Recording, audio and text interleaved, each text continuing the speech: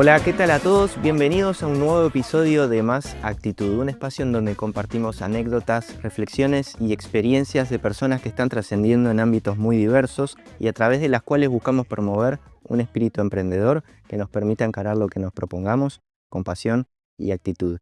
Y hoy nos vinimos hasta el atelier de Santiago Tabela. ¿Cómo estás, Santiago? Muy bien.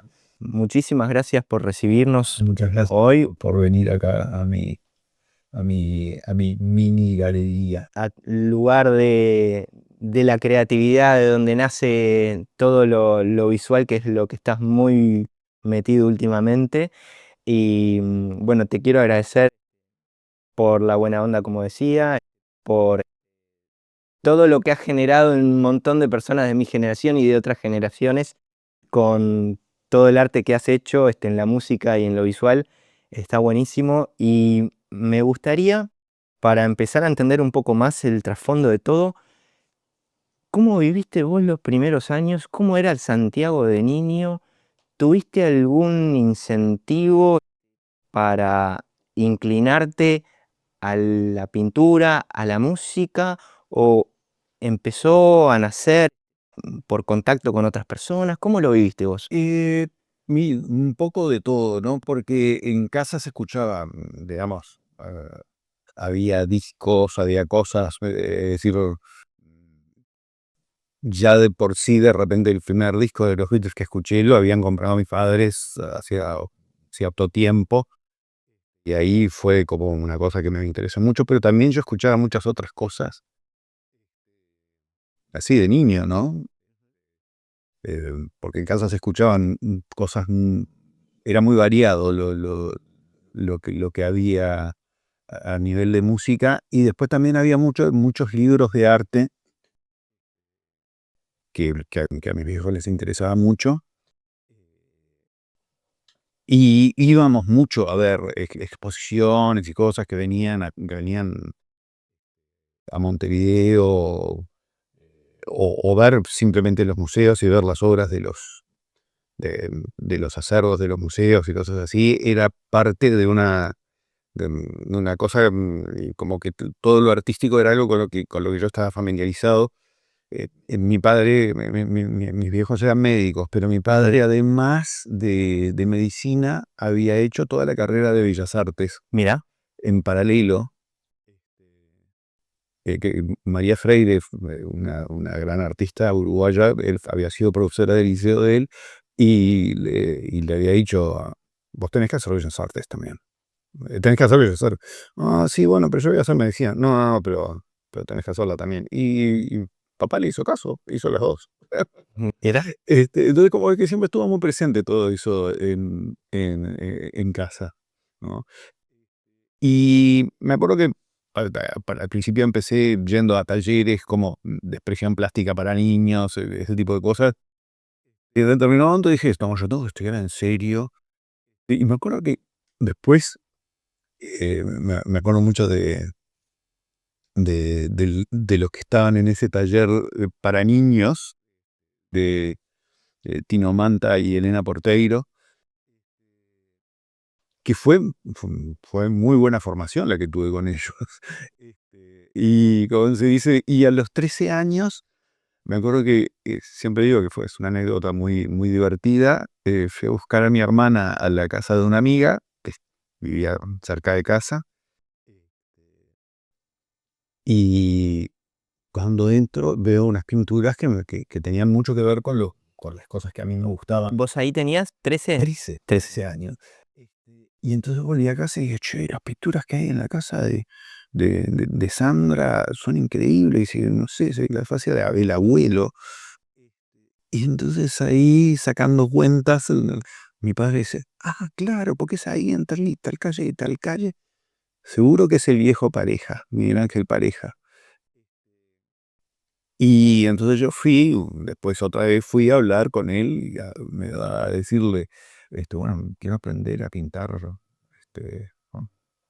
Quiero, como diciendo, Por usted, quiero. ahora quiero Sea mi maestro. no, sea mi maestro, un maestro elegido. Y al principio se resistió un poquitito, pero me acuerdo que fui 2 o 3 veces hacia la casa, y después me dijo iba a empezar a dar clases en una galería de arte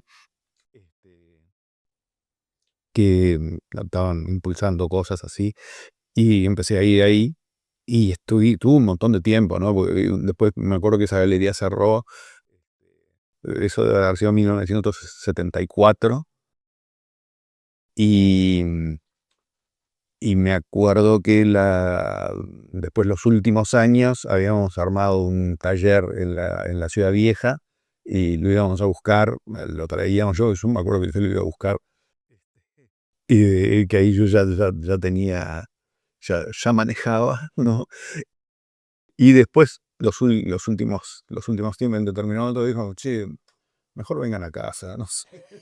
No me hagan mover. No voy a mover tanto, yo qué sé. me- No le gustaba cómo yo manejaba. Estaba re papel, hombre. Tenía razón.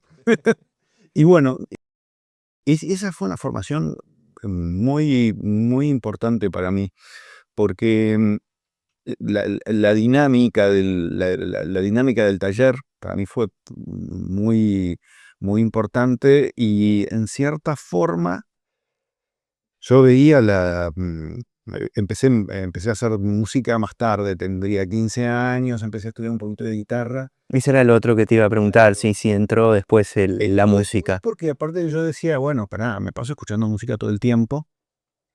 Me acuerdo cuando entré al liceo, ya antes habíamos con mi hermana, habíamos empezado a comprar discos de los Beatles, y después con un amigo que vivía en la misma cuadra que nosotros, con dos amigos, que éramos los nenitos del futuro. ¿Viste la canción? Sí, te iba a preguntar de eso. Tiene mucho que ver con Dibujaban autos. Pepe y Leonardo. Y con mi hermana también, que nos juntábamos todos a dibujar cosas, no sé, era como que estábamos en, en esa sintonía. Escuchábamos, con Pepe me acuerdo que comprábamos muchos discos, y eran como discos que yo le compraba, pero él se los llevaba. Sí, lo habré hecho yo también. Sí. De ida y vuelta, y me acuerdo que cuando nos empezamos a casar, tuvimos que decir, bueno, a ver qué hacemos. Bueno, no, tuyo, hicimos un reparto ahí más o menos ecuménico de los discos, de los discos que teníamos. Y me acuerdo que sí, ya por esa época, yo cuando estaba así cuando empecé con esa cuestión de aprender a tocar la guitarra y eso, creo que estaba en cuarto de liceo, tenía un amigo que tocaba en una banda, y yo le digo, yo quiero tocar en esa banda. Y dice, no, pero ya estamos todos los que, no sé qué. Y en una me dice, el que toca el bajo se fue, se va para Italia. El padre era diplomático, algo así. Chao, esa hora. Sí, dale, vamos arriba. Y me acuerdo que le compré el bajo a ese pibe. Y bueno, y ahí empezamos a hacer cosas, primero muy torpemente, pero había realmente mucho entusiasmo, y se generó una cosa que en su momento no nos dábamos cuenta, pero que en realidad fue el sustrato, la base de la música que íbamos a hacer después, que en ese momento nosotros decíamos, no, estas son pavadas que hacemos nosotros, que nos juntamos a grabar con un radiograbador. Grabábamos pavadas que se nos ocurrían, y decíamos, bueno, esto es un divague que estamos haciendo. Y en determinado momento fueron bastante importantes en ese sentido, gente como Leo Maslía, o como los que iban cantando, o mucho que sé, gente que utilizaba mucho el humor Sí. en lo que hacían. Y lo absurdo, Alberto Restuccia, que no era música, era un actor de teatro, director de teatro. Restuccia y Serminara fueron dos tipos muy importantes, porque hacían toda una movida de teatro del absurdo, que ahí dijimos, no, esto que estamos haciendo nosotros es viable, por decirlo de una manera, ¿no? Y ahí fue tomando, ya en el 80 y poquito, fue tomando forma esa manera de hacer música, de encarar lo escénico, de, de, de pensar la cosa un poco más globalmente. Y en el 84 es que sale el primer disco de que es ese famoso. Que junto con Mandrake. Claro, Sí. Mandrake Wolf. Ahí nosotros nos habíamos puesto a estudiar con Ricky, primero con Luis Trochón, y después, que no tenía la escuela, era clases en la casa. Sí, sí, sí, sí. Pero nosotros habíamos ido a ver muchas veces cosas que hacían los que iban cantando y decíamos, este es el tipo con el que estamos en sintonía, ¿no? Y estuvimos yendo un tiempo y yo me acuerdo que, claro, que como cantaba, yo en ese momento como que no tenía voz, cantaba muy chiquitito, no sé qué, y fui sacando la voz gracias a él, y en determinado momento dijo, bueno, vayan a estudiar con otras personas, otras cosas. Y me acuerdo que, bueno, un tipo que fue muy importante, que fuimos a un primer taller con Ricky y yo después seguí estudiando, fue Cory Unagonian, que formó a mucha gente, que era era uno de los tipos que estaba detrás de lo que hacían los que iban cantando. Por los talleres que hacía él pasó mucha gente, Leo Maslía, Fernando Cabrera, Jaime Ross tenía una relación con él también, sí, no sé exactamente cómo sería la cosa, pero había, el sello Ayui era una cosa que habían inventado Biglietti y él con la idea de documentar cosas, Sí. ¿no? De que había cosas que a veces eran cosas que eran muy nuevitas y que nadie se animaba, y ellos se animaron, por ejemplo, Mandrake y nosotros. Claro. Y porque aparte ese disco es del 84, que es como previo a la movida rockera, por decirlo de alguna manera. Y bueno, ahí fue tomando forma la cosa. Y de la mano de eso yo también seguía haciendo cuestiones visuales de pinturas. Porque vos ahí ya hiciste presentaciones en Buenos Aires o fuiste a estudiar a Buenos Aires o No, fue después. a Buenos Aires empecé a tener. No, eso es bastante posterior, como a fines de los 90, 2000. No, digamos, en lo que fueron los 80, a nivel de formación, la formación que tuvimos fue Acá en Uruguay. acá en Uruguay, con Coliún, con pareja en pintura, también con Luis Trochón al principio, con Nelly Pacheco, que fue una persona docente de canto absolutamente increíble, con la que estudié cuando tenía 20 y pico. Y que después retomaste, ¿no? Retomé como a los 50 y pico y estuve estudiando 4 años. Mira. Y eran unas clases fantásticas, no solo de canto, sino De la vida en general. Sí, sí, sí. Sí, sí, sí. Me acuerdo que una vez me encontré con un músico amigo, no me acuerdo quién era, que me dijo, ay, no, voy a ir a estudiar con fulano, no sé qué, canto. Y yo digo, ¿por qué no vas a estudiar con Nelly? Y me dice, no, porque dicen que habla mucho. Y digo, claro, eso es lo bueno. Porque en realidad tenía una técnica que era probar, hacer unos ejercicios ahí, una cosa así, y eso, pues, decía, ay, ¿viste qué tal? No sé, se ponía a hablar de algo y se generaba un diálogo, no sé qué, como que te sacaba de la sintonía y después te decía, bueno, a ver, no sé qué. Y el canto, que es una cosa muy física, es como que tiene que incorporarse. Y entonces hay que darle un tiempito. Claro.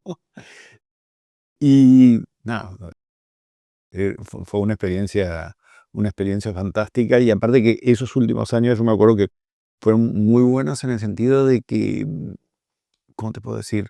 Em, Incorporé realmente muchas cosas y, viste, cuando uno se pone más viejo, te pones más zorro y empezás a atar más cabos entre una cosa y otra. No, pero además te cambia la perspectiva de cómo ves las cosas. Sí, sí. A mí me pasa y después te lo voy a comentar con algunas canciones tuyas que ahora las escucho y le encuentro otra Claro, significación. sí, sí. Y te corté, pero me querías seguir comentando algo. No, a nivel de formación yo creo que es, dando un buen pantallazo, estudié también muchas otras cosas, pero esos son como un poco los pilares, las personalidades que yo digo, pa, qué buenos maestros que tuve, qué buenos maestros qué buenos maestros que elegí, ¿no? Porque, digamos, no, a veces vos, no sé, yo qué sé, en facultad de arquitectura, yo estudié arquitectura, Sí, y bueno, había docentes buenos, docentes malos, de todo, yo qué sé. Y, pero en lo que era en lo que fue la música, yo tuve, y en pintura también, fueron maestros que yo elegí, claro. ¿no? Como que yo dije, ah, mira, este es el que me interesa para saber qué hacer, ¿no? Sí, sí, sí, sí. ¿Qué hacer? No sé, como alguien que te oriente, ¿no? Yo llegué un poco a la conclusión de que en todo lo artístico no se enseña. Uno puede aprender de determinadas personas que van a tener, que van a saber determinadas cosas, y vos si no tenés una actitud activa De querer sumarle tu perspectiva, sí, o tu visión. de robarle los Claro. conocimientos. Robarle los, decir, este tipo sabe esto. Apropiarse. Claro, pues sí, más bien, es eso. Yo a veces trabajo con artistas, eh, muchas veces trabajé como curador con artistas visuales, que ahora en los últimos años, desde que tengo el estudio, que fue en 2016, trabajé con varios artistas como productor, Ujú. y yo lo que quiero es que la gente me robe lo que yo aprendí, ¿no? En el buen sentido, ¿no? Sí, sí, sí. En un sentido de apropiarse y transformarlo, ¿no? Digamos, yo creo que lo importante es, si vos simplemente agarras la cosa y haces lo mismo, ahí es cuando no funciona. Sí, la copia mal hecha. Claro, Sí. sí, sí, sí. El robo bien hecho, vos lo robás, te lo comes y lo digerís, y entonces te quedas. Sale diferente, Claro, otra cosa nueva. es Sí. una cosa que el artista va incorporando, ¿no? Y yo creo que justamente el artista tiene que constantemente estar incorporando elementos, de las disciplinas que sean. A veces de la propia disciplina en la que están trabajando, y a veces de otra, ¿no? Sí. A nivel artístico, eh, yo no soy conocedor de las artes visuales, pero sí con el cuarteto me pasó que fue el primer grupo uruguayo que empecé a escuchar. Y fue paralelamente, o sea, mira, el paralelismo que te hago es los Beatles y el cuarteto. Y fue Qué honor.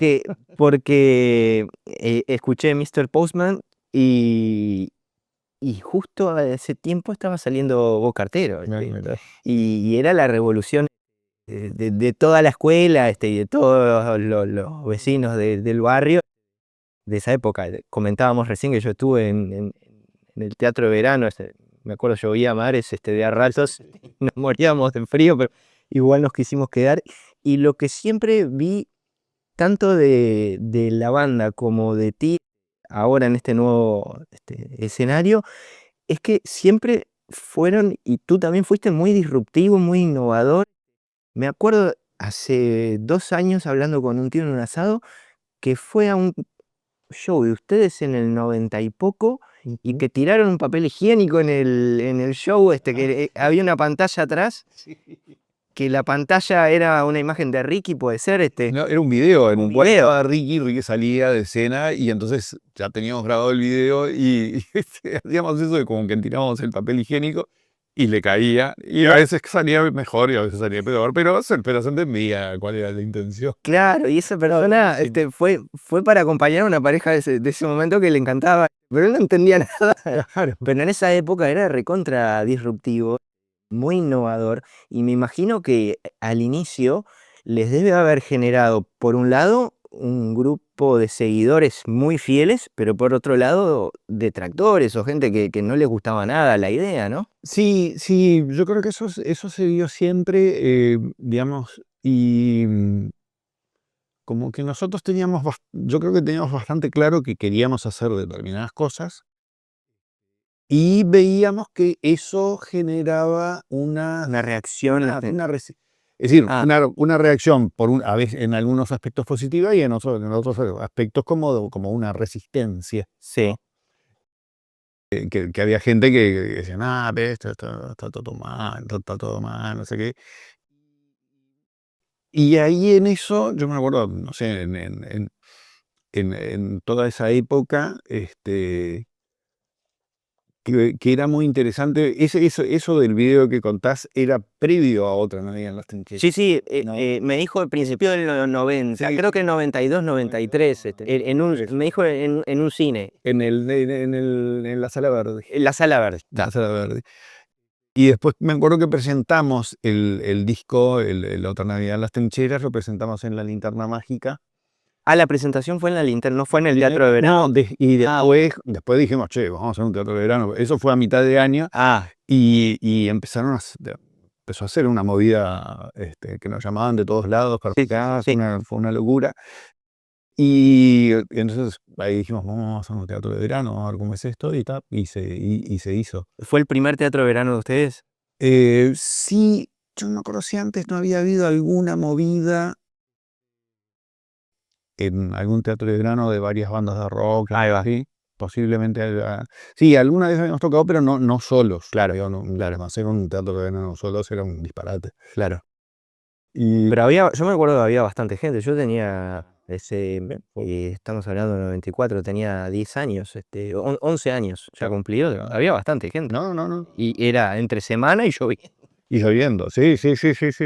Y sí, aparte que no era esa época en la cual, no sé, ahora vos, claro, compras todas las entradas Claro, con anticipación, entonces si llueve y vas igual porque no sabés si se va a hacer o no se va a hacer, si está ahí medio si estaba como eso, claro, seguramente si se hubiera hecho más ahora hubiera habido más gente, claro. ¿no? En ese momento era muy, muy normal que la gente fuera a un lugar, comprar la entrada ahí mismo, ¿no? Me acuerdo que, no sé, en los 2000 empezó a generarse esa cuestión de que la gente compraba las entradas antes y de repente se agotaba. Sí, Y, nada, es como eso. sí, sí, sí. Y esa resistencia que vos comentabas recién, lo asocio o lo quiero tratar de hilvanar con algo que te escuché comentar en una entrevista, que para que haya creatividad tiene que haber un conflicto, Sí, ¿puede ser? sí.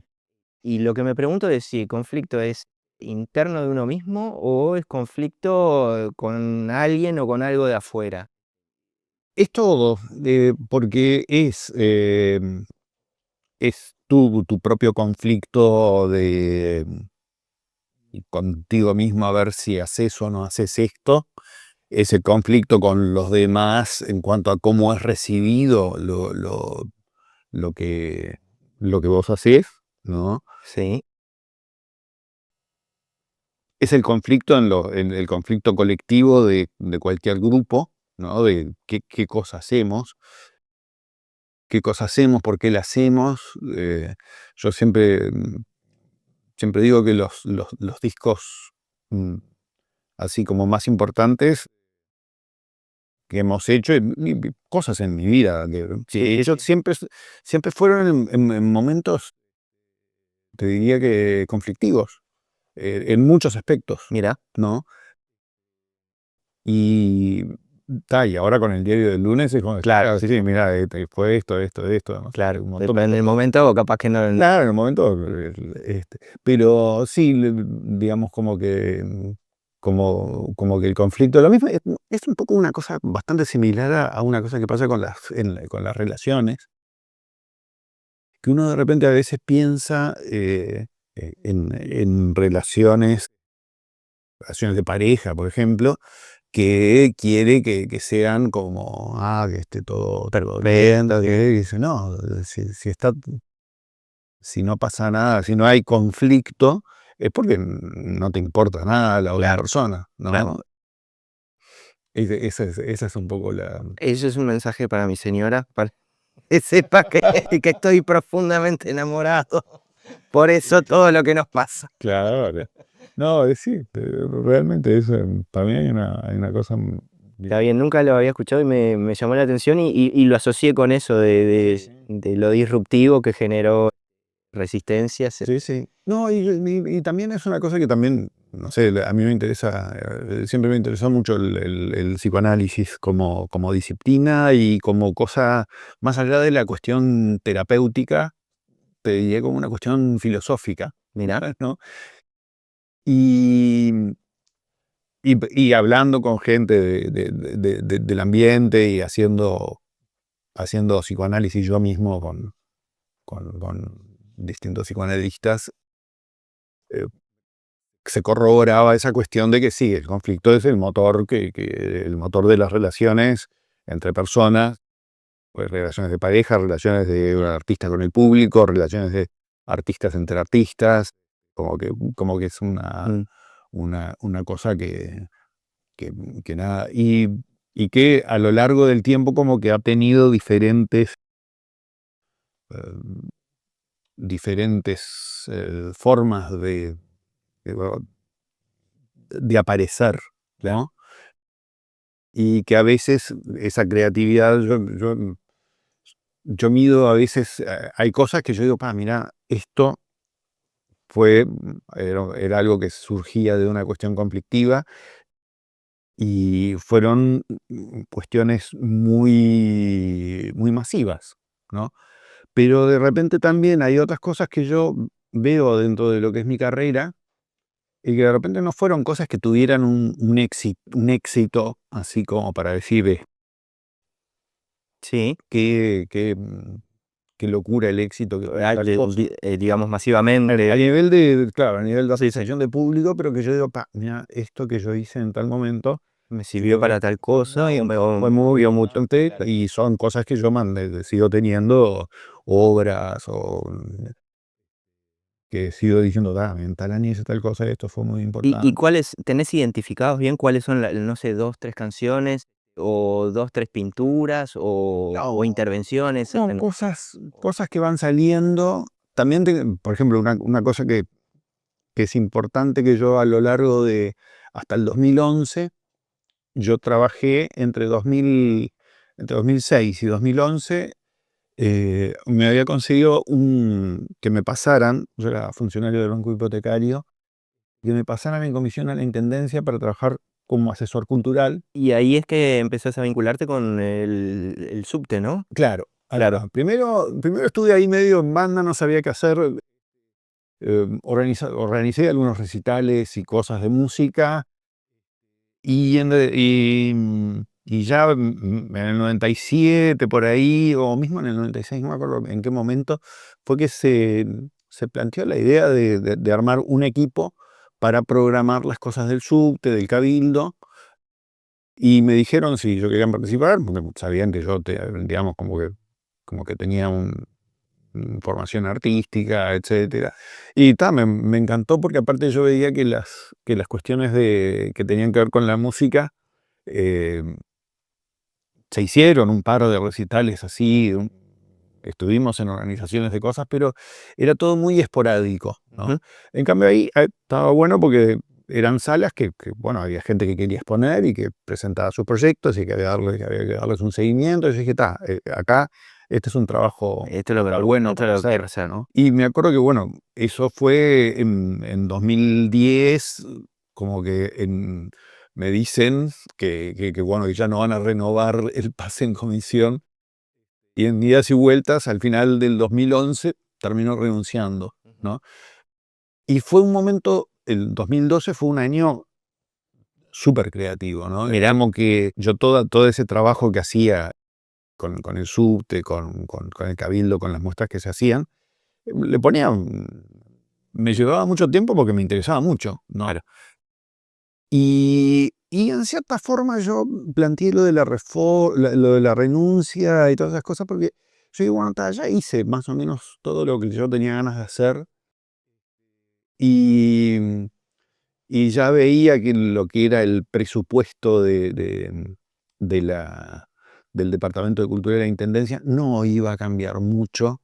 Y hoy lo veo y veo que no ha cambiado. Sigue siendo exactamente igual. Sigue igual, Sí, igual. más la inflación. Claro, sí, pero los números básicamente creo que son más o menos lo mismo. Y entonces dije, bueno, no, ya hice, había hecho un montón de cosas. Me acuerdo que en esa época, por ejemplo, a fines de los 90, empezamos a ir con el cuarteto a Buenos Aires a tocar, y paralelamente a eso se dio que había un vínculo de artistas amigos con gente de Buenos Aires. Entonces yo aproveché, cuando iba, me quedaba en distintos lugares, me quedaba un día más o cosas por el estilo, iba a ver exposiciones, me juntaba con gente. Y ahí fueron saliendo cosas en conjunto con artistas argentinos que pusieron en el subte, que después se pusieron, de repente hicimos esa exposición en el subte y después la hicimos en Argentina, o se hacía primero en Argentina, después acá. Y fue una cosa muy, muy, muy interesante y que además mezclaba mucho las disciplinas, ¿no? Yo como que a lo largo del tiempo fui dándome cuenta que esa cuestión, que yo hiciera música, que fuera artista plástico, no eran cosas Aisladas, estaba aisladas. todo interconectado de alguna otra forma. Todo tenía una interconexión, digamos. No era porque sí, era Claro. como me di cuenta que realmente era una cosa y que después estudiando más cosas me di cuenta que, claro, que bueno, que, que todas las manifestaciones culturales no están tan clasificadas como Ya, música, poesía, pintura, sino que todo tiene que ver con rituales que se hacían desde los comienzos de la humanidad, en donde siempre estaba todo incluido, ¿no? Porque siempre era algo en lo cual había sonidos, donde había palabras, donde eso pasaba en un espacio, donde había objetos, donde había colores. Los colores de repente estaban puestos en un tótem o en la piel de la gente que se pintaba para hacer ese ritual, que podía ser en el claro de un bosque en un lugar, o podía ser una catedral gótica o lo que sea, pero todo eso era un ritual que venía completo, claro, ¿no? claro. Y entonces, como que eso me terminó de hacer, me terminó de cerrar cómo encarar lo que es una exposición, una, un recital.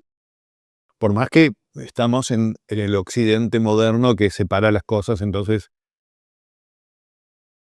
lógicamente, muchos artistas que se mueven en muchas disciplinas también se mueven en distintos tipos de espacios, pero te das cuenta que hay un manejo Mm. de toda la cosa. Y más allá de que vos sentís, vivís y hacés o intentás interconectar todo, la música y las artes visuales, ¿hay algo que te dé la música que no lo encuentres en la pintura y viceversa? ¿O también lo vivís? Digo más bien en el momento de hacerlo, porque capaz que no sé, estoy pensando, cuando estás pintando te genera un ambiente de paz, tranquilidad, y cuando vas a tocar, rock and roll, o no, ¿cómo lo vivís vos eso? Sé que depende, son procesos distintos, porque vos en mucha producción de cuestiones visuales, de repente uno em, está haciendo algo, lo termina y va pensando en dónde mostrarlo, como que es un proceso de repente un poquito más largo.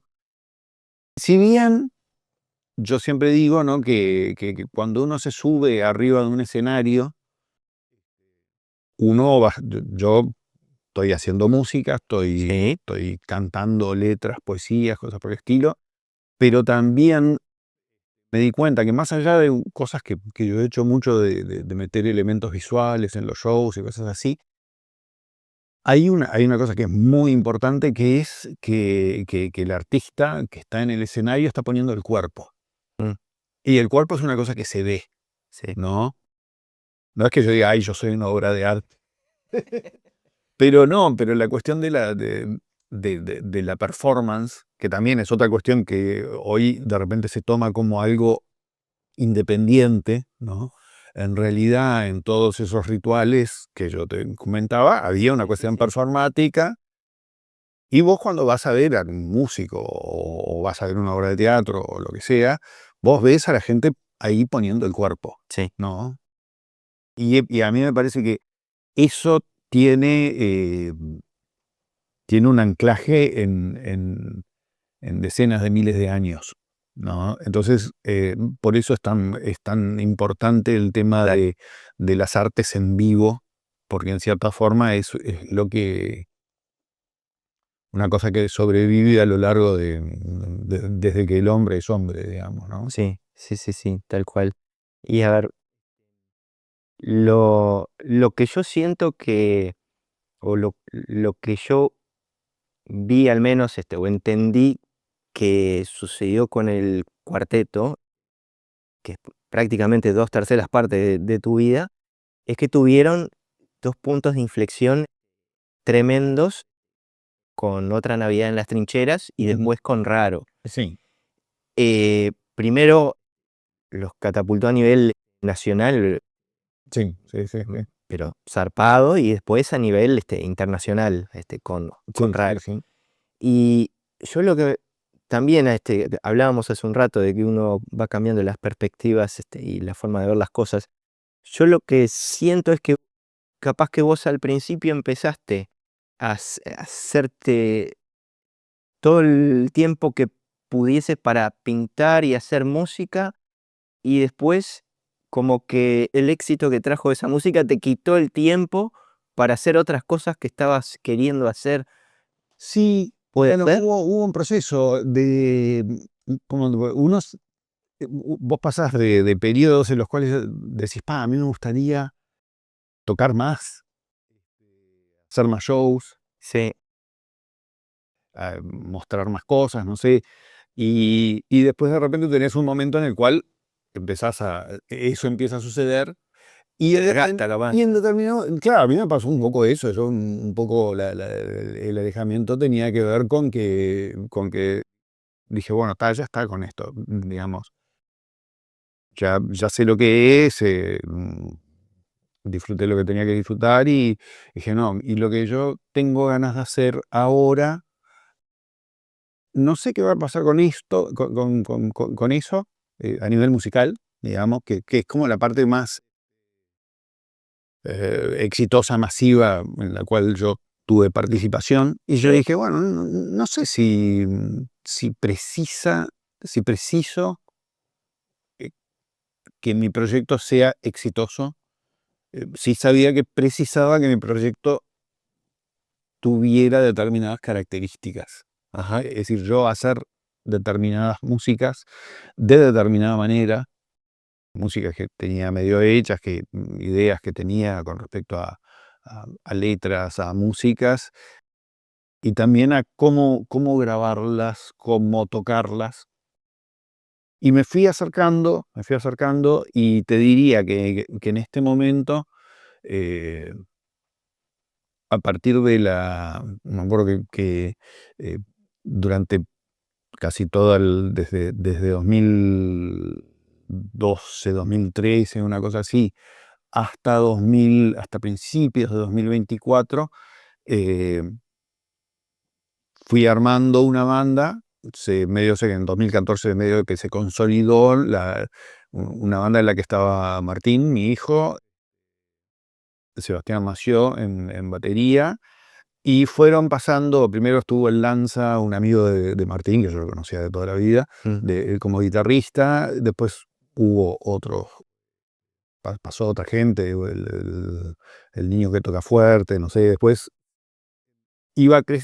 junto con eso iba creciendo el proyecto de Cumbia Club, sí, que estaba metido Martín. En determinado momento se arma una banda que es como que casi cumbia club, porque estaba Martín, estaba Hernán Díaz en guitarra y también, que también hacía coros y eso. Seguía Sebastián, pero también habíamos sumado al percusionista de Cumbia Club. Y era como medio, como medio eso, y eso, cuando llegamos a principios del 2024, dijimos, che, bueno, no podemos hacer las dos cosas a la vez, Claro. ¿no? Sí, Y sí. ahí una reformulación de algo en lo que yo venía trabajando, que para mí era muy importante, que lo primero que salió de eso fue una canción la canción Colombina la de Veras, que yo venía juntándome desde 2020, desde antes nos conocíamos, ¿no? Era como gente con la que tenía afinidad, con Diego Azar. Teníamos muchas juntadas, charladas, cosas así. En el 2020, que estábamos con muy poca actividad, siendo vecinos, se empezó a dar de que nos juntábamos para charlar de cosas y juntarnos con otros músicos, tocar. Y yo dije, esta cosa viene por acá. Hicimos esa canción que la hicimos básicamente él y yo. No fue una cuestión de banda, fue una cuestión que yo tenía un demo medio con una percusión de GarageBand. Y él me dijo, no, pero yo puedo agarrar esto y uso sonidos de baterías digitales, pero los proceso con Pure Data. Y quedó una cosa muy loca, increíble. Y entonces desde ahí como que en cierta forma hubo después otras cosas que no tenían que ver con eso, pero yo decía, no, yo voy a terminar trabajando con Diego, porque es como Sí, sí, es sí. lo que me interesaba. Y bueno, y en 2024 ahí empezamos a grabar con esta banda nueva que se había armado, que era Miguel Romano en batería, que es un tipo, digamos, con más trayectoria, es el que tiene más trayectoria de todos, ¿no? Me acuerdo que lo iba a ver a los bailes del country de Atlántida cuando tenía yo de repente tenía 16 años y claro, era grande, tenía 19, una cosa así, porque tenía una banda que sonaba bárbaro. Claro. Y él, claro, tocó un tipo con mucha versatilidad, ¿no?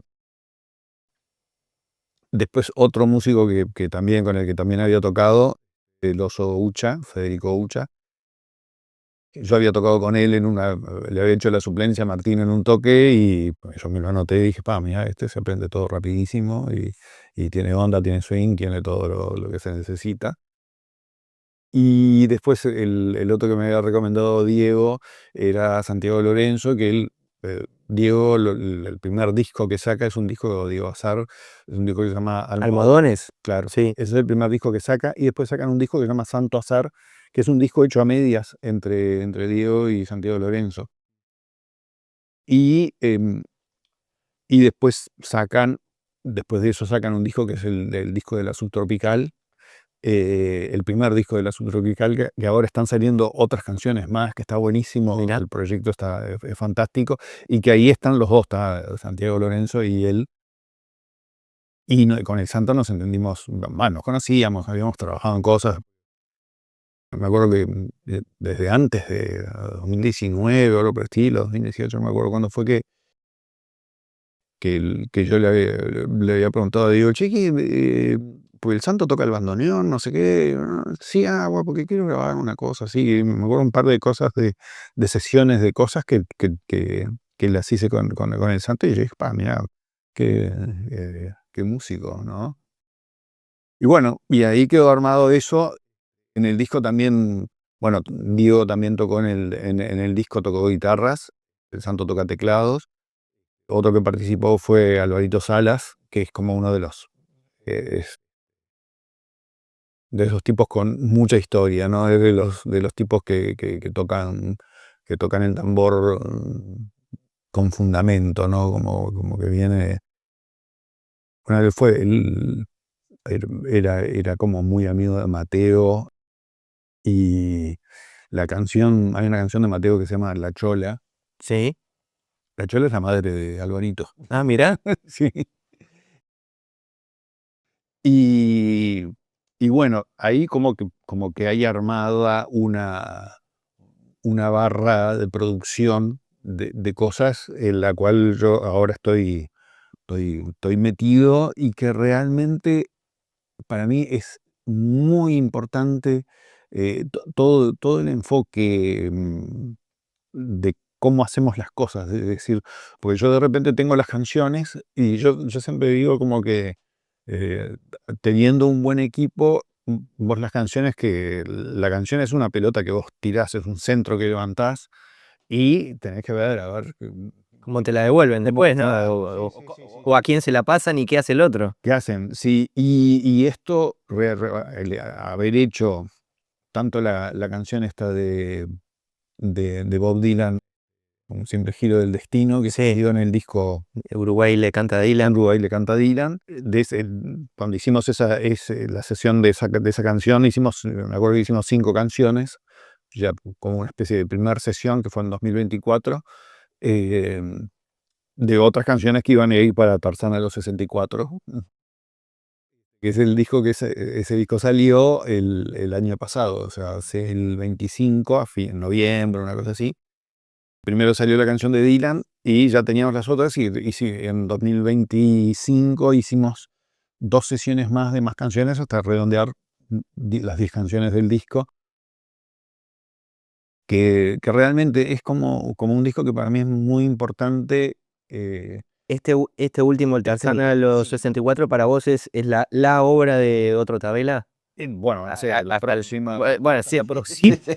No, pero Pero hasta ahora vos la sentís así. sí, yo lo que siento es como que es realmente un disco en donde había un montón de cosas que yo estaba buscando y que necesitaba los socios apropiados para eso, ¿no? Sí, sí, sí. Este, Los compañeros de viaje. claro, habiendo tenido muy buenos compañeros de viaje a lo largo de toda la vida, Sí, sí, sí. ¿no?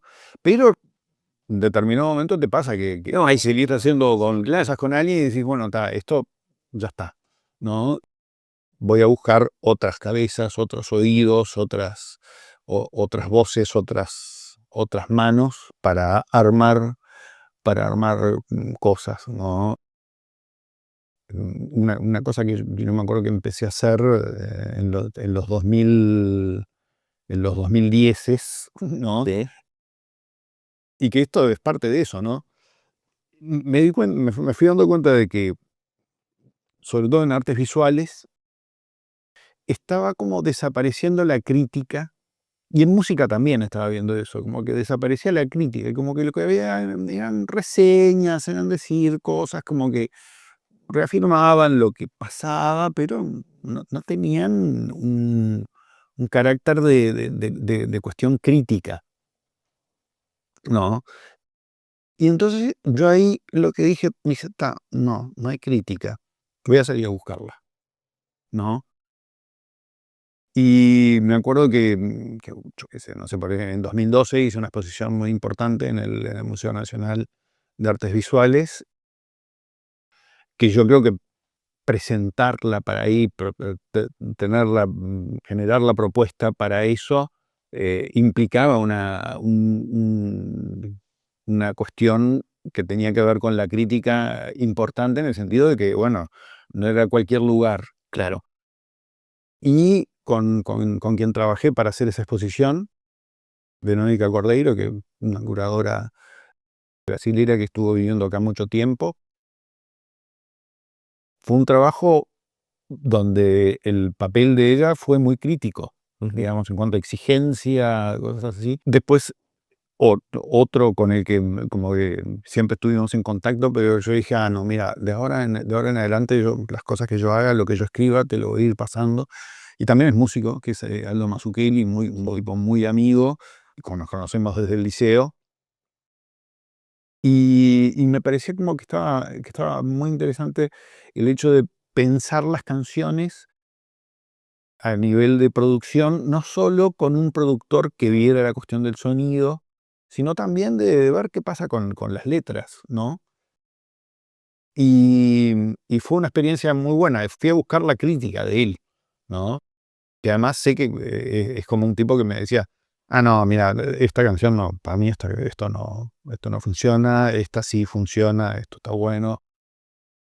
Y también, bueno, también es un tipo, no era un tipo solo que miraba el lado literario, sino que también, siendo músico, también veíamos cosas que tenían que ver con todo lo demás, ¿no? Yendo a buscar. Me acuerdo que también otro que le agradezco pila, me acuerdo cuando estaba por grabar el primer disco, el Fuera de la Realidad, tuve también dos devoluciones de lo que eran las canciones que podían ir en ese disco, muy buenas. En determinado momento le dije a Fernando Cabrera si quería ser el productor del disco, y me dijo que él estaba como que no. Él había producido discos importantes, había sido productor de un disco de La Trampa y cosas así. Entonces dije, bueno, pues, estaría bueno, que no sé qué. Pero no estaba como en la sintonía. Pero me dijo, no, pero pasame las canciones y nos juntamos un día y yo te cuento, no sé, y tenemos una ida y vuelta ahí que estuvo buenísimo. Y después también me acuerdo con Corín Aronian hice lo mismo, nos juntamos un día y estuvimos viendo cosas, fue como muy, muy interesante, ¿no? Y tiene que ver con esa cuestión de salir a buscar la crítica, ¿no? Ajá, Es decir, si no hay crítica, bueno, la vas a buscar. claro. eh, Haciendo bien el diagnóstico de que estamos en una época en la cual no es algo muy público la crítica, y bueno, y ando a buscarla, porque sin crítica no, no, No no hay avanzás o no, claro. sí, sí, sí, porque digamos, yo qué sé, Necesitas como esa provocación o algo y alguien que te diga, porque realmente una cosa que pasaba a nivel de redes sociales y todo, con lo que, con lo que hacíamos con el cuarteto, era como que todo lo que pasaba era como que, claro, era maravilloso, maravilloso. Todo, color de la rosa, claro. son fans, está bien, claro, son tipos que les gusta lo que vos hacés, entonces lo que sea que hagas va a estar bien. Sí, sí. Pero yo dije, bueno, no, Vos querías ponerte a prueba. claro, yo decía, bueno, está, es bien, me encanta esto, porque realmente no es que yo diga, ay, no, que es horrible, les gusta lo que hacemos. Qué tarados que son. No, están todos, dicen, está bárbaro. Me parece que está buenísimo hacer algo y que a la gente le guste. Pero también es como que vos tenés que, no sé, La contraparte. tenés que tener una contraparte. Pero del otro lado tenés que encontrar a alguien que te dé una. Que, que te plantee cosas, ¿no? Y después Claro. vos harás lo que te parece, ¿no? Pero ese tipo de intercambios me pareció que era una cosa muy importante y que en este momento el, el trabajo con Diego Azar en ese sentido es muy importante. Ahora, en breve, no hay fecha, pero seguramente cuando esta entrevista esté, ya seguramente haya salido. Y ahí le pueden poner el link de la canción. Hay una canción que va a salir junto con el Tata Barahona, que es un chileno, que hace cosas que están muy interesantes y que la grabamos ahora hace poquito. Ujú. eh, va a salir y el plan es hacer una presentación supuestamente el 26 de septiembre en Amazonia, que es una librería que está en la calle Maldonado y Yaro. Ah, sí, sí, sí. Está muy buena, Está buenísimo. está buenísima. ¿Pero qué van a mover todo el lugar? No, ¿O es algo no, la idea es mínimo? hacerlo en la calle, no, hacerlo en la calle y hacerlo con entrada libre. Mira, Yo lo que vengo haciendo desde 2016, 2017, los encuentros secretos. claro, Sí. a mí me pasaba una cosa que tocábamos en boliches o cosas con la banda desde 2012 hasta 2017 y y siempre una tranza, toda la cuestión de los boliches, sobre todo cuando armamos la banda, o cuando había veces que yo iba solo con la guitarrita y tal. Pero después me empecé a cansar, dije, no, yo con la guitarrita no soy divertido, no quiero ser un cansautor. Porque aparte, si yo fuera un gran guitarrista, pero yo soy un guitarrista con la suficiente habilidad como para componer algo que esté bueno y decir, mira, estos son los acordes y eso, pero yo tocándolo, y como se dice, y me gusta la idea de cantar y no tocar nada, ¿no? Mira, ¿qué es lo que estás haciendo ahora? Es lo que estoy Sí, haciendo sí. ahora. Sí, sí, sí, realmente me siento muy cómodo, capaz que en un tiempo pueden pasar otras cosas, pero Sí, por sí. ahora estoy como muy, muy contento con esa cuestión. Y bueno, el plan es presentar esa canción hecha en conjunto con el Tata. Ahí en Amazonia. Claro. Y después también va a hacer lo mismo en Chile, que yo ya he ido un par de veces, que ha ido muy bien. Y seguir viendo cuestiones de fuera de Montevideo, porque, digamos, Montevideo seguramente lo que siga haciendo, porque realmente es una manera de relacionarse con la gente, con el público muy buena, que son los conciertos que yo hago en mi estudio de grabación, Sí. ¿no? Yo estoy abierto a otras cosas y eso, pero tampoco es que me estén llamando de festivales o cosas por el estilo. Entonces yo dije, bueno, vamos a armar un mundo paralelo en donde financiamos esta cosa entre el público y yo y decimos, bueno, vamos a hacer una fiestita. ¿Cuánto sale tanto? Bueno. Que también es íntegra, porque o sea, integral en el sentido de que le llevas un cuadro a la Sí, persona, claro. tiene que contactar por WhatsApp, después tiene comida y bebida incluida, todo, Sí, todo el combo. sí, sí, sí. Realmente esa fue una cosa que cuando estábamos terminando de hacer el estudio de grabación con Martín, yo digo, che, esto está bárbaro para hacer con recitales. Y me dice, sí, está buenísimo. Vamos a ver cómo. Y le fuimos dando la forma. Y bueno, nada, es una cosa que yo creo que va a seguir siempre porque es muy linda, muy linda cosa de hacer. Sí, está bien. Y yendo al tema creativo, al momento de componer una canción, una música, escribir una letra, hacer una pintura, ¿tenés alguna rutina, algún proceso, metodología o es la inspiración de que te venga en el momento y ahí lo bajas a Sí, tierra o mira, yo lo que siempre digo es que, digo, no hay método, ¿no? La gente que, a lo sumo, obviamente sí, tenés que darle un tiempo, mm, ¿no? Dedicarle un tiempo, como a decir, estar viendo a ver cómo se va armando una canción, cómo surge alguna idea visual de algo.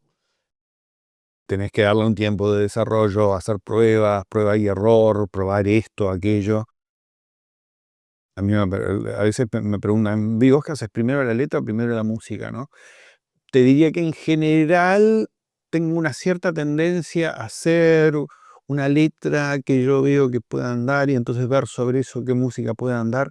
Pero después me ha pasado muchas veces que de repente y armaba una canción alrededor de una letra mía o de repente de algún otro escritor o alguna cosa así. Y, y después decía, no, esto podría tener otra letra y escribo algo, ¿no? Como que hay unos intercambios ahí ahí, va. o de repente canción, poesía de alguna gente. Ahora en este último disco, por ejemplo, hay una de las canciones es un texto un famoso texto de Rubén Darío, era un aire suave de pausados giros, de la Divina Eulalia, que yo me acuerdo que le había entrado varias veces con músicas diferentes, y y tenía un arreglo que lo había presentado en algún lugar, que era un arreglo medio disco. Y me acuerdo que después nos juntamos a ver cómo es esto y dijimos, no, esto va a ser como una balada, ¿no? Como una cosa. Y no sé, fue como, ahí es donde se ve ese proceso creativo conjunto, ¿no? Claro. de que vos tenés una idea de una melodía, de unos acordes, y que van sugiriéndote cosas y se te ocurren otras. Y te dicen, no sé, ahí Diego me dijo, estaría bueno esto, le cambio esto y hacemos como una especie de introducción y después vos haces esta melodía tuya con esta armonía, no sé qué, pero no sé, pasan como que hay mucha cosa de intercambio de ideas que es muy divertido, digamos, un proceso creativo muy lindo. Y que no es muy explicable, no hay una metodología, tenés que ponerte a hacerlo, ¿no? Claro, es recontra personal. Eso es una pregunta que se la hago mucho a quienes escriben, ya sea textos, o que hacen música o artistas en general. Y he escuchado de todo. Por ejemplo, me acuerdo que para el libro que te compartí, le hice la misma pregunta a Carlos Maggi y me decía, yo me obligo todas las mañanas a enfrentarme a una hoja en blanco y tengo que terminar la hora, 60 minutos con un texto.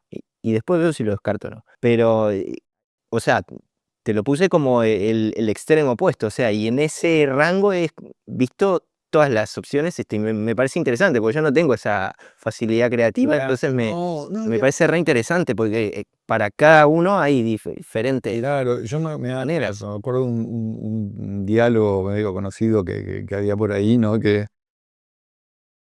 Vargas Llosa era un tipo muy conocido por tener ese tipo de metodología, ¿no? Sí, Él se levantaba y escribía. sí, sí, lo ha dicho en varias entrevistas también. Claro, y Onetti, por ejemplo, le decía, medio que le tomaba, medio descansándolo, ¿no? Porque Onetti es un tipo que realmente me parece fantástico, me parece que es como uno de los tipos realmente más importantes de la literatura uruguaya, latinoamericana y de la literatura en sí, y que tiene una oscuridad que para mí es indispensable. Y, y Onetti le decía, no, claro, lo que pasa es que para vos la literatura es tu esposa. Para mí la literatura es mi amante. Y la veo cuando puedo, ¿no? Como medio así, no me acuerdo exactamente cómo es. Pero Pero bien provocativo, sí. provocativo, medio como diciendo, vos sos pelotudo, Javito, ¿no? Claro, ojo, para mí yo soy un tipo que ha hecho cosas maravillosas, ¿no? Pero para mí Onetti es un tipo que está a otro nivel, Claro, ¿no? Así internacionalmente en un montón de cosas ¿no? sí, sí. Un poco si pienso en lo literario, es como un referente, como decir, mira, Claro. ¿cómo te gustaría ser? Bueno, como Onetti. Che, Santiago, ¿sabes lo que me pasa a mí? Me pasa que siempre que te veo, ya sea en un show, o cuando te he cruzado en el subte, en alguna presentación que has hecho, nunca te he visto de mal humor. Siempre te he visto. No sé si existe el tabela de mal humor, capaz que sí. Sí. Preguntarle a mi mujer. Y en realidad, yo cuando mi mal humor es, ¿Cómo lo transmitís? es en general, es doméstico, Ah, ¿no? Porque obviamente es en confianza, sí, sí, sí. ¿no? Y es por idioteces. Yo La supongo sábana no se dobla así.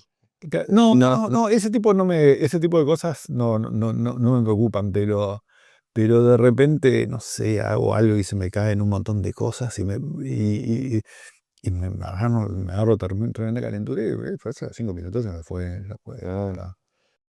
está. Pero entonces confirma lo que yo No, claro, sí, sí, siento. sí, sí. Este, Pero eso es un chiste que me hace Dani, mi mujer, muchas veces. Y me dice, sí, claro, vos, todo el mundo piensa que sos una persona que nunca te enojas con nadie, que no sé qué, que no sé cuándo. Y yo digo, sí, bueno, está, yo qué sé. Este, bueno, es lo que me pasa a mí, lo que es lo que, un sí, poco es lo que proyecto, pero no quiere decir que eso sea la verdad. No, y después me genera mucha curiosidad. Hay unas canciones tuyas que me parecen, me fascinan, que nuevamente, Ujú. Eres una chica muy bonita, La señora de Pérez, Mm.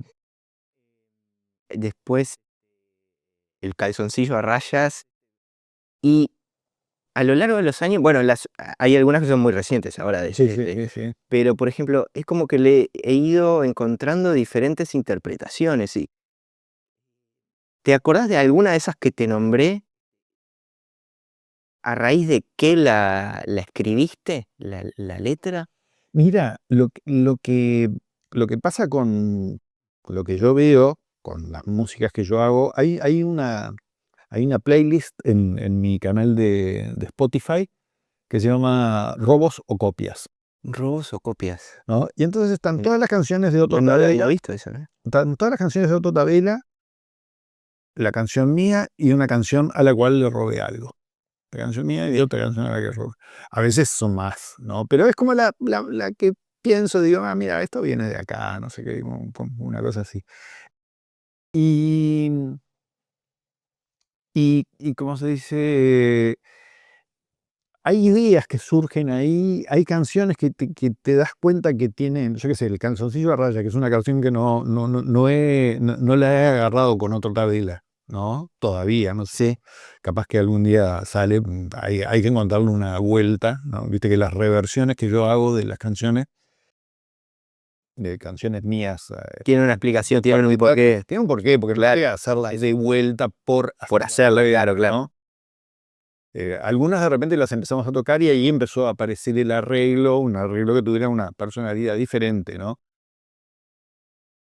Y me acuerdo que el Calzoncillo a rayas había salido en la época que había sido un éxito La pollera amarilla de Gladys la Bomba Tucumana. Mira. Y yo me acuerdo que ahí yo tenía un disco de los Guaguancó, creo que lo había comprado en la feria que también tenía una canción que era la canción de La Pollera Verde, que es una canción colombiana más antigua, que seguramente la Dita Bomba Tucumana debe haber Le tomado robó también. algo de eso, ¿no? Pero bien, sí. Entonces me parece que. Y en realidad no sé si es la original, pero en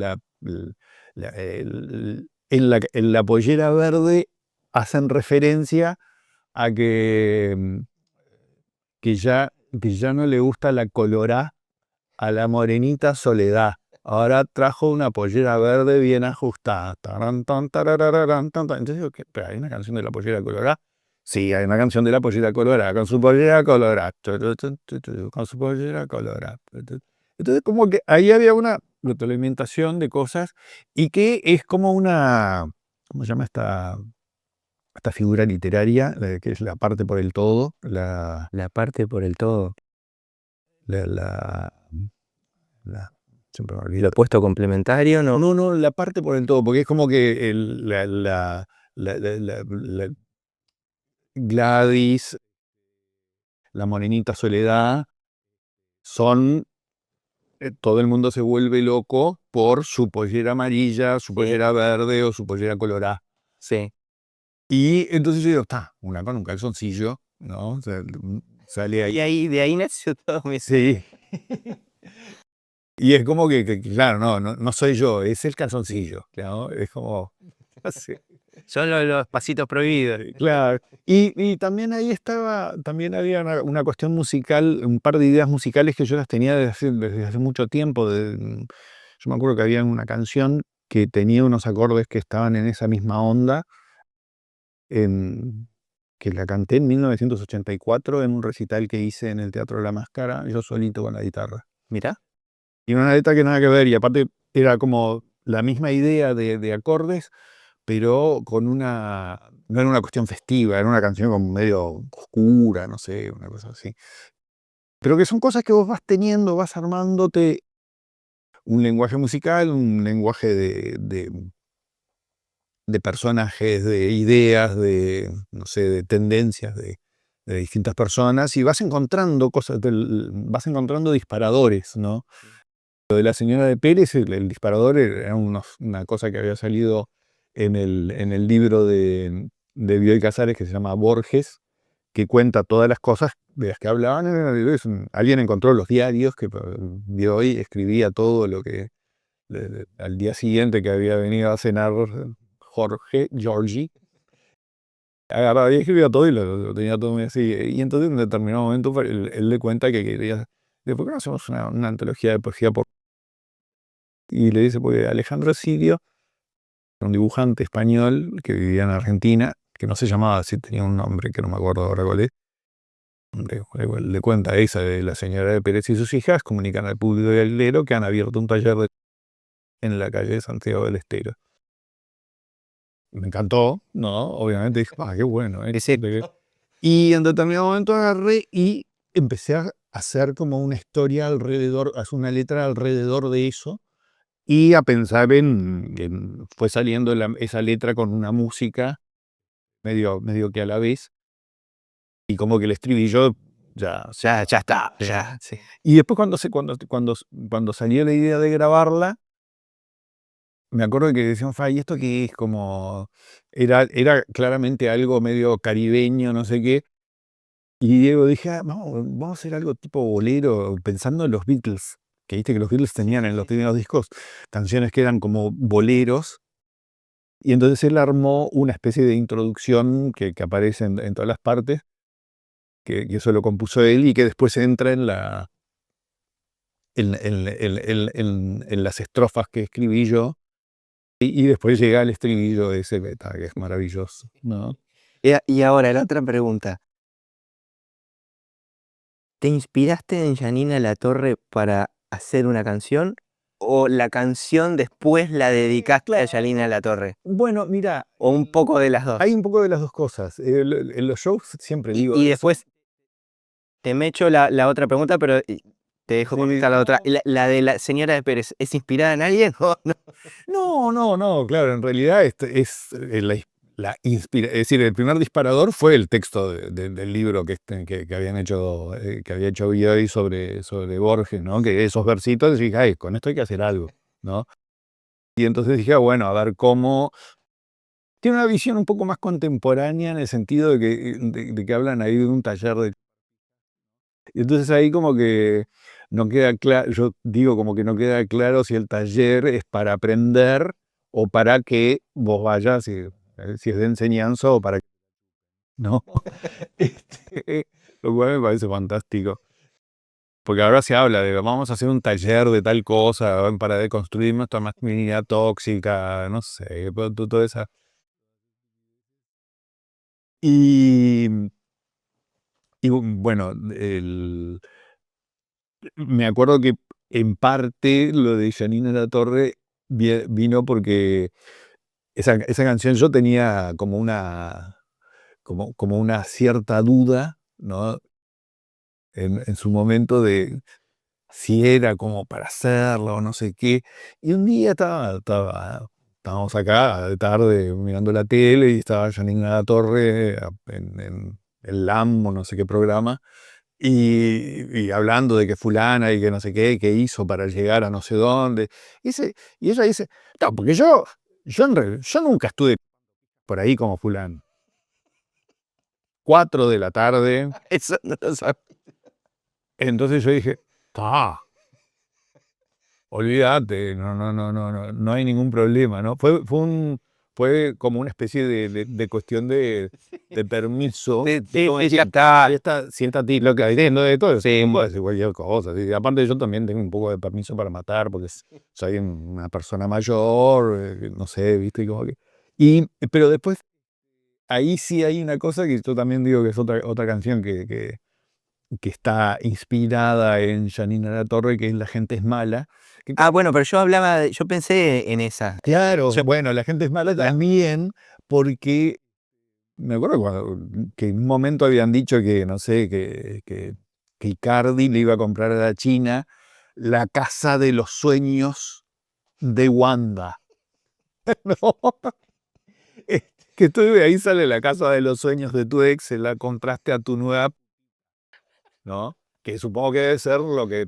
Ahora tengo otra perspectiva de la canción. Claro. Son esas cuestiones del mundo mediático que están ahí servidas para que vos las pongas en una canción, ¿no? Y que dicen, bueno, hacer una canción conmigo, ¿no? El proceso creativo está buenísimo, está buenísimo.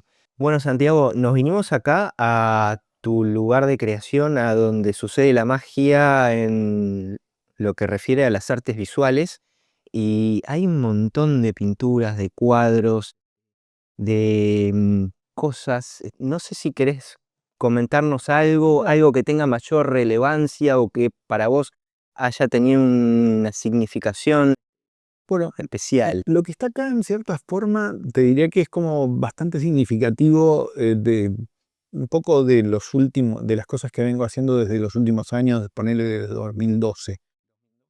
Porque, por ejemplo, esta de acá es parte de la exposición que yo hice en 2012 en el Museo Nacional de Artes Visuales.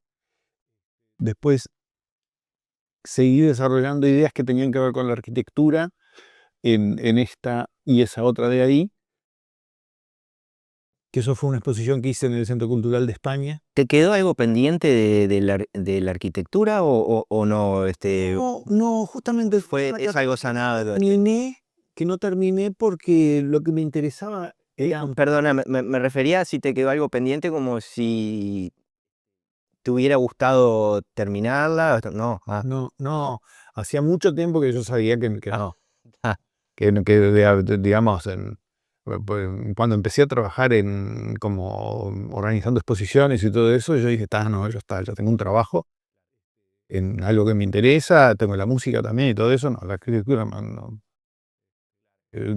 como medio de vida, digamos, ¿no? claro. Así como alimento Creativo. creativo y eso, porque siempre me interesó. Y me acuerdo que después de esa época empecé a agarrar retratos y cosas que veía por ahí y empezaron a salir cosas como ese. Eso es un retrato de ese chiquito, de Amalia Nieto y Felisberto Hernández, de una foto que estaba por ahí. Yo agarré y hice lo mismo y empecé a usar un tipo de color que tiene que ver con los planistas, un poco más exagerado, y de ahí salieron varias cosas como estas pinturas que están por acá, acá abajo, Ahí va. aquella otra allá arriba. ¿Esa de ahí también o es otra Pintura historia? que salió de entre medio de esas cosas, en donde de vuelta vuelvo a usar, en estas pinturas hay una parte que está impresa, Ujú, ¿no? sí, Lo que es el dibujo, esas fotos. sí, acá se ve. Y después hay un trabajo con color por arriba de eso. Y después, ahora, desde el año pasado, estoy metido en este baile de estos autitos. Los autitos que El dibujaba bailito del futuro. Benito del futuro. Encontré, así como en determinado momento me puse a buscar cosas que tenían que ver con la arquitectura, planos, fotos para la exposición, vivir el plano que tenía que ver con todo eso. En determinado momento di con unas publicaciones en internet que hacían, que reflotaban análisis de autos argentinos de fines de los 50, principios de los 60, Ah, lo vi, sí, sí, sí. que se llama Test del Ayer. Hay una de las tantas publicaciones. No, ahora vi otra, pero debe de ir por el mismo lado. Lo interesante de eso es que tenían unos esquemas de los autos, ¿no? Muy pulcros, pero también eran unas imágenes muy chiquititas. O sea que cuando yo las ampliaba, quedaban recontra pixeladas, Claro. pero me gustaba eso, ¿no? Entonces ahí empecé a probar cosas y estos que se pueden ver acá son, te diría que cosas que ya están dentro de lo presentable, y por eso armé una cosa. También otro de los proyectos que están ahí pendientes tienen que ver con dos artistas amigos, uno que es amigo hace muchísimos años, que es Pedro Tyler, que es el que hace estas cosas con las reglas, Mira, y estando en Chile, que él vive en Chile, pero ahora se está por venir a Uruguay, con una amiga de él, Loreto Butazzoni, que hace estas cosas que son tejidos que los mete en barro líquido, Sí. en barbotina, es el término técnico, y después los cocina, y entonces había unas ideas en común entre las cosas que hacíamos que tenían que ver con las medidas, con las regularidades y que me gustaba y que tenemos ahí pendiente de hacer algo juntos, mostrarlo en algún lugar, a ver qué sucede, ¿no? Pero sí, más o menos acá llegamos al Tarzán de los autos, porque es un poco lo que ha surgido ahora en medio en paralelo a eso. Y tiene que ver con ese nenito que dibujaba autos, ¿no? Quizás de otra manera, ¿no? Pasando por muchas otras cosas, pero está esa esencia. Ahí está. ¿Y estás planificando o ya estás haciendo o craneando alguna exposición o presentación Estoy, con algo de lo que estuvimos viendo acá? estoy tirando anzuelos. Sensual. Medio mundo, capaz de ser. Sí, yo qué sé, no sé cómo es como Sí, sí.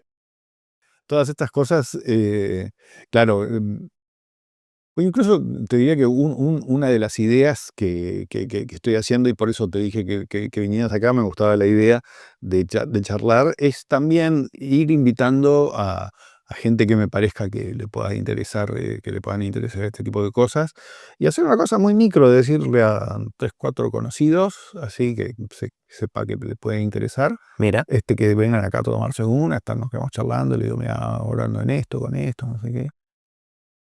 Como que no tiene por qué ser una mega cosa, ¿no? Me gustó la cuestión de armarme una un lugar para presentar mis trabajos. de manera un poco más íntima, capaz. Claro, sí, Ahí sí, sí, está. sí, sí, sí. Y con ida y vuelta con la gente. Está buenísimo. Y bueno, y después con Otro Tabela y los embajadores del buen gusto, era 20, ¿cuánto de El septiembre? 26 de septiembre, sábado 26 de septiembre, en conjunto con Amazonia, que es una librería y cafetería, y no sé, pasan muchas cosas ahí. La idea es cerrar la calle Maldonado, poner un escenario y que se viene el Tata de Chile para que cante parte de un repertorio buenísimo de canciones, después hacer la canción que hicimos en conjunto y después seguir con el show de Otto Tabela y de repente no sé en qué terminará todo eso. Está bien. A ver, quiero volver a una parte que, como te decía, me genera mucha gracia o alegría verte, no te veo nunca, no te he visto nunca de mal humor y me parece muy, muy gracioso, pero en el buen sentido, todo, toda tu persona.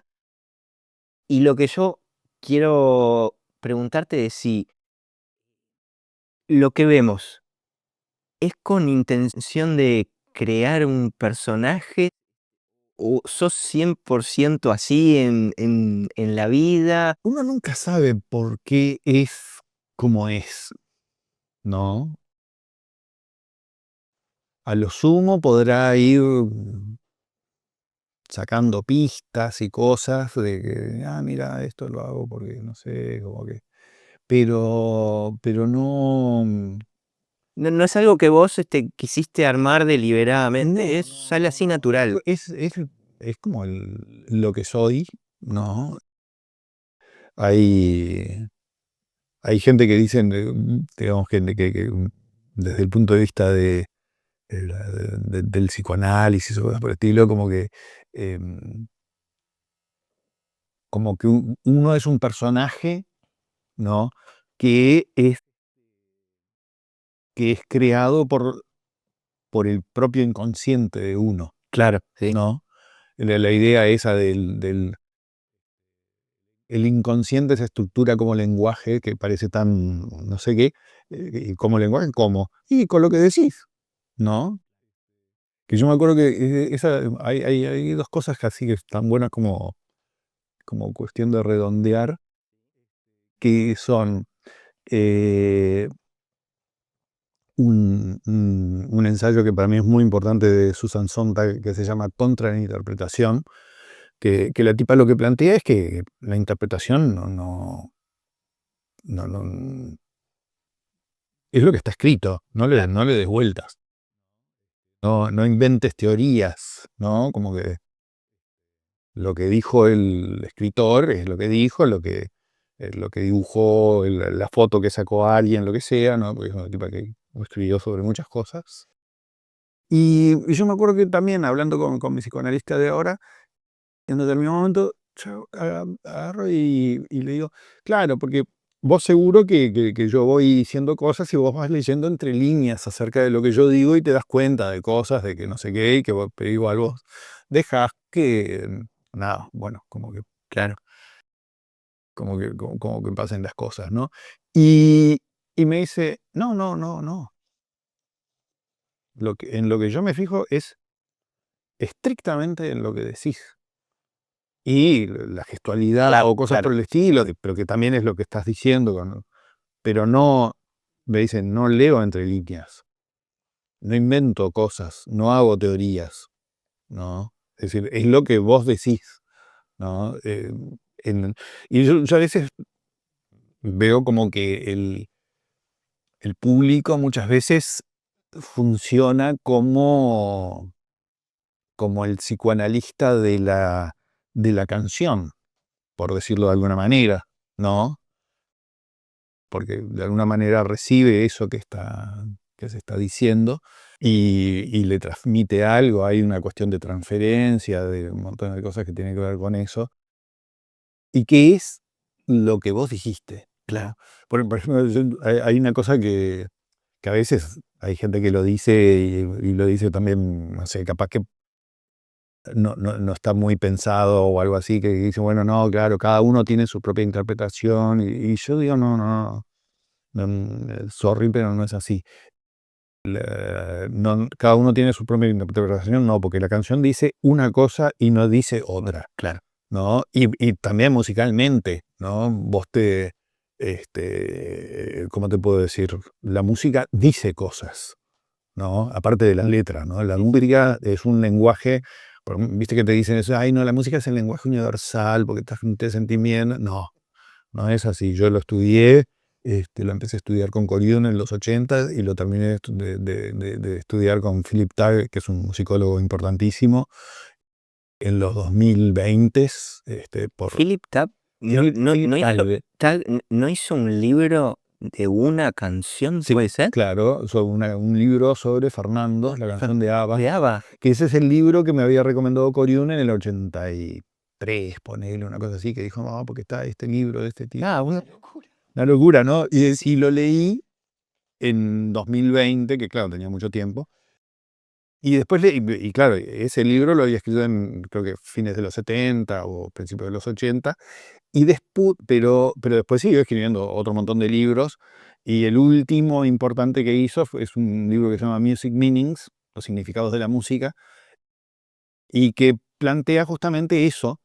Y que eh, la idea de la música como lenguaje universal fue una de las primeras cosas que estudiando con Golión decían, bueno, mira, esto no es así. Y nos ponía un montón de ejemplos como para que nos diéramos cuenta que la música no era el lenguaje universal, sino que eran distintos lenguajes que dependían de los contextos, de un montón de cosas. Y el tipo arma una taxonomía, por decirlo de alguna manera, porque no es un teórico. Lo bueno es que no hace una teoría, sino que hace un análisis de lo que pasa con la música en la sociedad occidental, cómo ve la sociedad occidental músicas de otras culturas, etcétera, y Claro. una cosa hecha en serio, ¿no? Sí. Y para mí fue importantísimo ese redescubrimiento de eso que en su momento me había dicho Corión, mira, hasta este tipo que hizo este libro sobre la canción Fernando de ABBA. Y que escribió como un montón de libros más. Sí, sí, sí, sí, sí. Sí. A ver, Santiago, si bien ahora estás haciendo, por lo que yo interpreté en la charla, lo que te gusta, lo que te hace feliz, y tenés pensado seguir haciéndolo, eh, ¿tenés algún proyecto o algún sueño que quieras lograr de aquí a 5 o 10 años? Que ya estés trabajando en eso o que sepas que vos de aquí a 5 o 10 años te gustaría por lo menos intentarlo. Mira, hay varias cosas. Yo no tengo sueños. Es más, toda esa dialéctica de los sueños, de mi sueño, de... Objetivo, lo puse de esa Claro, forma. sí, sí, sí, no, pero porque es un discurso que se utiliza mucho en los medios, digo, esa cuestión me parece muy estúpido. Y entonces, por eso digo, yo no tengo sueños. Bien. Pero sí, hay como cosas que yo, digamos, las vengo desarrollando y de alguna manera voy viendo a ver si se pueden dar, si se puede, yo qué sé, ahí, por decirte una cosa, hay un proyecto que yo empecé a hacerlo junto con el Museo Nacional de Artes Visuales en tipo 2014, 2015, una cosa así, que era hacer una historia del arte uruguayo a través del lenguaje del color. Y eso fue quedándose, fue una investigación que me pagaron una parte de eso, y después fue quedándose, y ahora, en cierta forma, yo dije, bueno, a ver, por este lado no va a salir, pero vi unas posibilidades de cómo financiar ese trabajo, porque es un trabajo que requiere dedicarle tiempo, Claro. ¿no? Y tengo un plan A, que es hacerlo, que tenga una financiación y poder dedicarme más, o plan B, hacerlo yo solo y ya está. Sí, sí, sí, sí, sí. Pero de alguna manera es como algo que en unos años Sí, va a estar, va a estar. de alguna manera va a salir, Está bien, va a ser visible. está bien. Por último, para ir redondeando, a ver, yo veo en ti una persona que se propuso vivir del arte, de las artes visuales y de la música en un país donde ya es difícil vivir, 10 puntos. Sí, sí, sí. Y al menos yo siento que te fue muy bien y creo que lograste muchas cosas que te habías propuesto. Creo que me fue muy bien, Sí, pero te aclaro una sí, sí. cosa. Nunca. No lo quiero decir en términos económicos, digo en temas de la realización personal y haber logrado Con el cosas. diario del lunes es como decir, yo ahora estoy viviendo de lo que hice, Claro, ¿no? sí, sí, Y de lo que sigo haciendo, ¿no? sí, sí, Pero, pero nunca me planteé la idea, digamos, en mi generación no nos planteamos la idea de vivir de la música. claro, Es como que nos parecía como que íbamos a tener que hacer otra cosa, era músicos de la pintura o cosas así, ¿no? Es claro. decir, era como que estaba...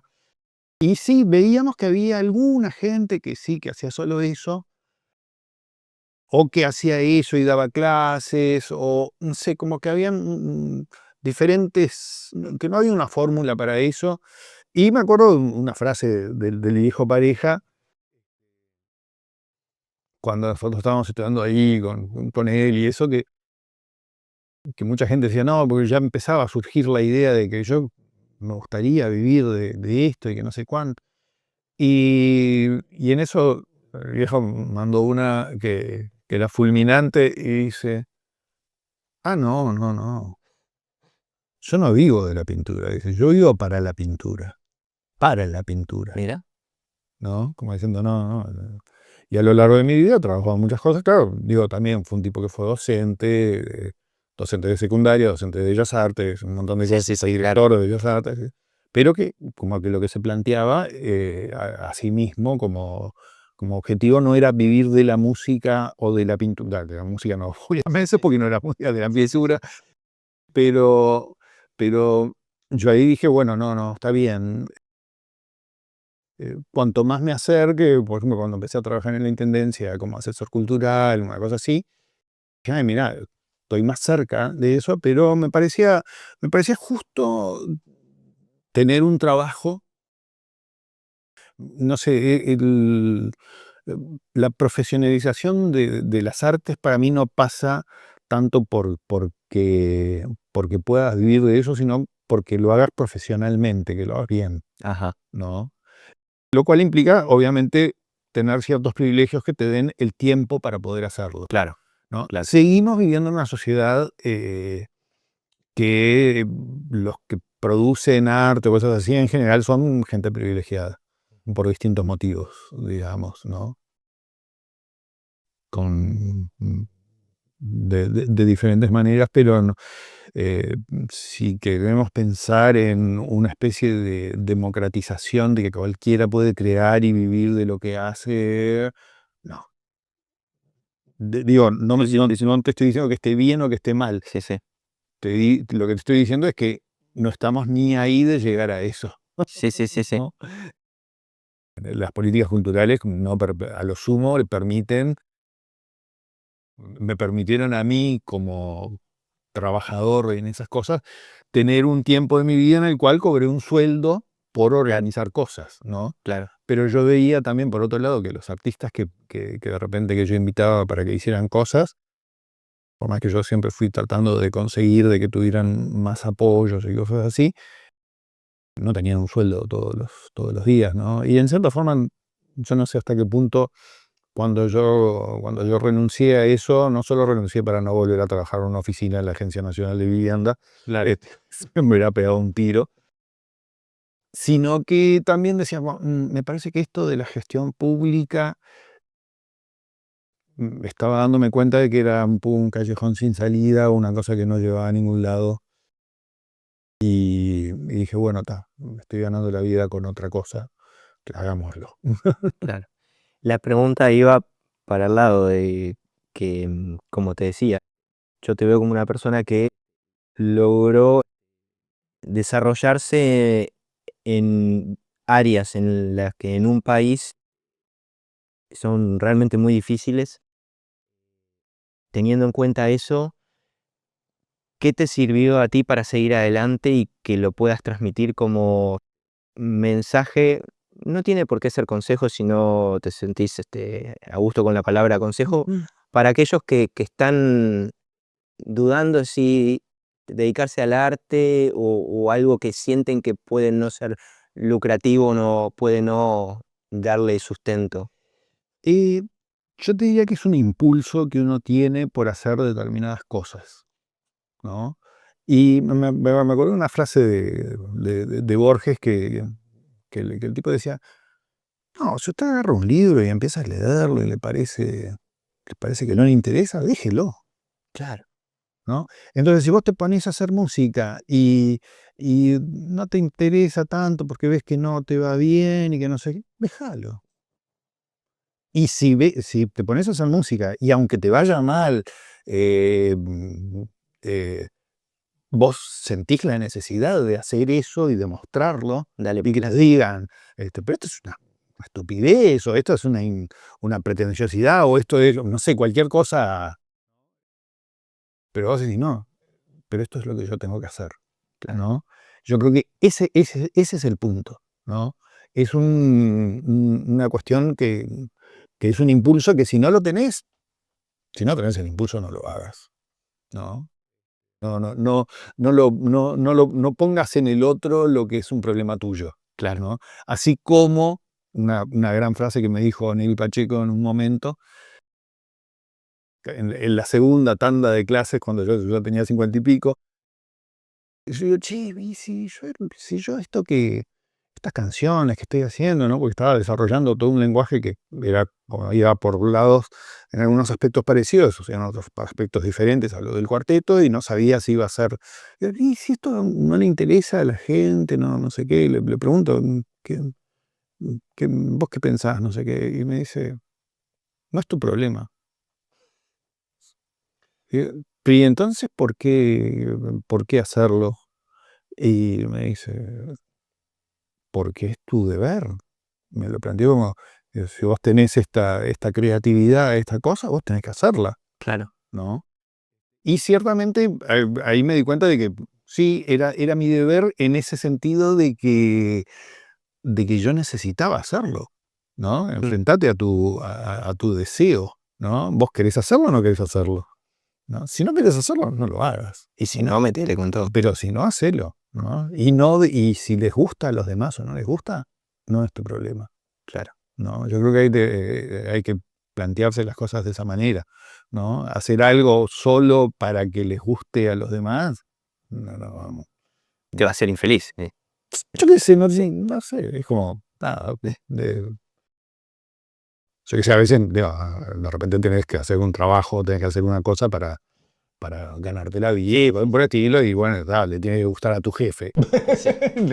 Sí, yo pasé por esas cosas, tenía trabajos objetivos en los cuales tenía que hacer determinadas cosas y está bien, ¿no? Pero ya entrando en esas cosas importantes que uno dice, bueno, hay cosas que quiero hacer en la vida, ahí sí, lo que importa es que tener el impulso de que, bueno, no podés no hacerlo.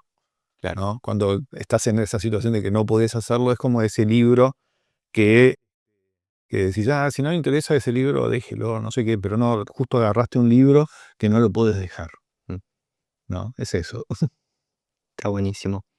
Bueno, Santiago, te quiero agradecer muchísimo por la buena onda, para coordinar la charla, por recibirnos acá en este espacio, por todo el tiempo que nos dedicaste y bueno, espero tener otra oportunidad para seguir escuchando tu música, para seguir viendo tus pinturas y por qué no charlar otra vez. Bueno, Bueno, muchas gracias. yo- Muchas gracias a todos y nos vemos muy pronto con mucha más actitud. Chau, chau.